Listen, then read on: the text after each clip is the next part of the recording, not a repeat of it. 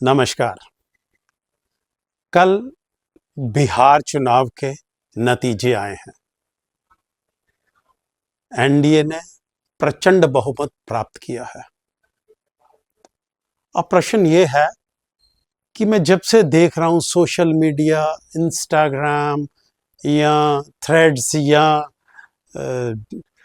X पे अगर आप देखें, जो ज़्यादातर लोग उसको ट्विटर के नाम से जानते हैं, तो यहाँ यही लगा था कि तेजस्वी, राहुल गांधी यही बहुमत प्राप्त करेंगे। भारतीय जनता पार्टी या एनडीए के जितने भी अलायंस हैं, सभी यही कह रहे थे कि हम जीतेंगे, वो कह रहे थे हम जीतेंगे। लेकिन बीच बीच में नैरेटिव ये भी बनाया जा रहा था कि अगर एनडीए जीता तो वोट चोरी होगी, ईवीएम के साथ टेम्परिंग की होगी। इस तरह की ना जाने क्यों बातें बनाई जा रही थी। ये होगा तो जेनजी वाला आक्रोश सामने आएगा, लोग सड़कों पर आएंगे और नेताओं को पीटेंगे। इस तरह की भी बातें बनाई जा रही थी। मुझे शर्म आती है ऐसे नेताओं को अपना नेता कहते हुए। मेरा बस चले तो मैं अपने बच्चों को इनको अनुकरण करने भी ना दूं। पहला जमाना था, नेता आदर्श होते थे, समाज के गाइड होते थे।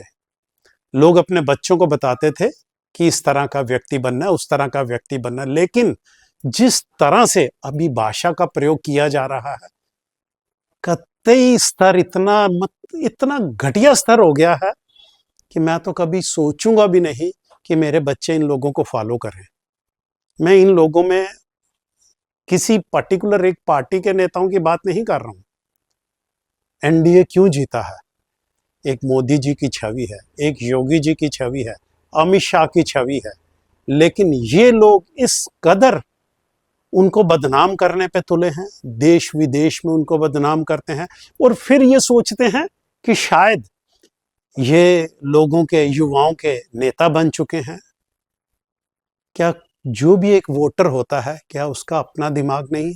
क्या वो खुद से नहीं सोचता? उसको नहीं पता चलता कि किसको वोट करना है? कोई हमारे देश को विदेशों में जाकर बदनाम करे, कोई मोदी जी को गाली दे। हमारे प्रधानमंत्री हैं, उन्होंने जब से प्रधानमंत्री का पद संभाला है, देश कहां पहुंच चुका है। आज हर देश उनसे दोस्ती करना चाहता है, उनके संपर्क में रहना चाहता है। लेकिन ना जाने इन लोगों को क्या ऐसा उनसे द्वेष है, क्यों उनसे इतना चिढ़ते हैं कि हर प्लेटफॉर्म पे उनको बदनाम कर रहे हैं।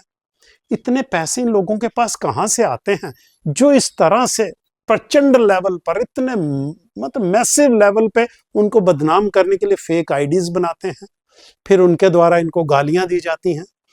ना उन लोगों को तमीज है, ना लहजा है, ना समाज के वो आदर्श हैं। बावजूद इसके मोदी जी जैसे व्यक्ति को प्रश्न चिन्ह लगाते हैं। क्या उनका इतना औरा है कि वो उनसे नजर भी मिला सकें? ये कहते हैं कि ये वोट चोरी करते हैं। कोई कंप्लेंट इनकी दर्ज भी हुई है? कोई इनिशिएट भी लिया गया है इनके द्वारा कि हम इनकी कंप्लेंट करें, तफ्तीश हो, इन्वेस्टिगेट हो? बस आज कुछ कहना है, कल कोर्ट से डांट पड़नी है, परसों फिर दूसरा नए मुद्दे पे आ जाना है।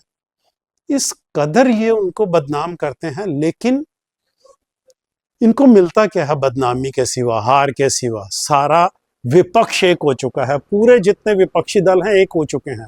बावजूद इसके एक अकेले व्यक्ति को हरा पाने में असमर्थ हैं।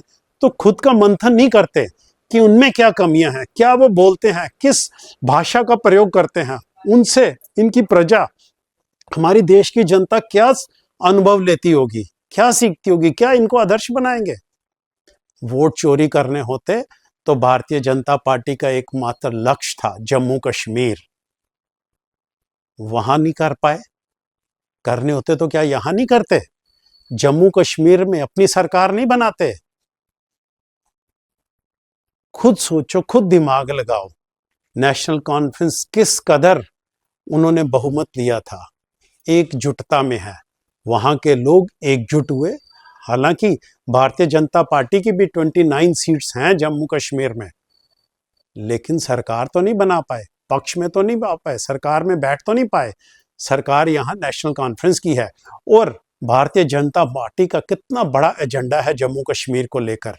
वोट चोरी करने होते, ईवीएम से टेम्परिंग करनी होती तो सबसे पहले यहीं पर करते, यहीं पर सरकार बनाते, यहीं पर अपना एक मॉडल बनाते। लेकिन हारने के बाद दूसरों को द्वेष देना, ये कोई आप आदर्श नहीं बन रहे। अपने आप में मंथन करिए, अपने आप को देखिए आप किस भाषा का प्रयोग करते हैं, क्या नेताओं वाली हैं। लेकिन मुझे समझ नहीं आती कि कई जो सच्चाई को सामने रखते हैं वो अंधभक्त हैं। इतने बड़े अंधभक्त होंगे, क्या मोदी जी सबको पैसे देते हैं कि आप मेरे साथ मिल जाओ? मैं मोदी जी का, योगी जी का या अमित शाह का कहीं दूर दूर से रिश्तेदार भी नहीं हूं, ना कभी इनसे प्रत्यक्ष रूप से बातचीत हुई है। बावजूद मैं इनका समर्थन करता हूं। इसलिए करता हूं कि जो देश को इन्होंने जिस मुकाम पर लाया है, इसीलिए करता हूं। इनके कामकाज देखकर इनका समर्थन करता हूं। विदेश में जो लोग रहते हैं उनसे पूछिए किस कदर उनका औरा बड़ा है, इज्जत बड़ी है, किस प्यार से, किस इज्जत से अब उनको देखा जाता है। आपके पास 64 वर्ष थे, आपने 64 वर्ष राज किया है जम्मू कश्मीर भारत में। आप क्यों नहीं अपना वो औरा बना पाए? आप क्यों नहीं दूसरे देशों को डरा पाए? आप क्यों हर बात पर डरते रहे? लोग उन्हीं को चाहते हैं जो उनकी सुरक्षा प्रदान करता है, जो उनको एक मोदी में सबको एक फादरली फिगर दिखाई देती है। क्यों दिखाई देती है? क्या मोदी जी हर व्यक्ति से मिलते हैं? काम काज देखकर आप भी वैसे काम करिए। जो भाषा, जिस भाषा का प्रयोग करते हैं, वो भाषा किसी को आदर्श नहीं बनाती। उस भाषा को सुनकर कोई वोट देने नहीं जाएगा आपको। आपकी लोकप्रियता तभी होगी जब आप देश के लिए कुछ करेंगे। देश को बदनाम करेंगे तो आपकी लोकप्रियता नहीं होगी, घटेगी।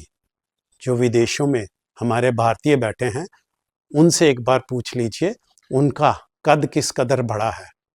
मैं एक महिला को सुन रहा था, वो कहती जब मोदी जी का नाम आता है तो हमारी वहां वो इज्जत बढ़ जाती है कि हमारा 56 इंच का सीना नहीं 100 इंच का हो जाता है। तो सोचिए खुद, एक जापान में एक महिला बोल रही थी कि जब मोदी जी चल के आ रहे थे तो मुझे ऐसा लग रहा था मेरे पिता आ रहे हैं।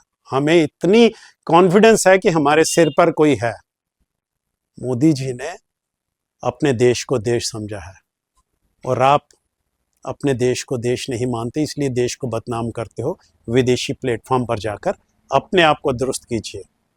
उनकी आंखों में कमियां मत दीजिए। अपनी आंखों में पड़ा हुआ जो शहतीर है, आप मोदी जी की आंखों में तिनका देख रहे हैं। कोई भी दल संपूर्ण नहीं होता, कमियां उनमें भी होती हैं। भारतीय जनता पार्टी में भी होंगी, एनडीए में भी होंगी, लेकिन आप में इतनी बढ़िया कमियां हैं, आपकी आंखों में शहतीर पड़े हैं जो आपको दिखाई नहीं दे रहे, और एनडीए की आंखों में पड़े तिनके तलाश रहे हो। पहले खुद को संभालो, फिर दूसरों पर ब्लेम करो। वोट चोरी, ईवीएम से टेम्परिंग, ये नहीं होती। इसके लिए सड़कों पर आकर अपने देश की संपत्ति को बर्बाद करना, ये बहुत घटिया सा कृत्य है आपके तरफ से। देश का भला सोचेंगे तो प्रजा भी आपका सोचेगी। बस इतना ही कहना चाहता हूं।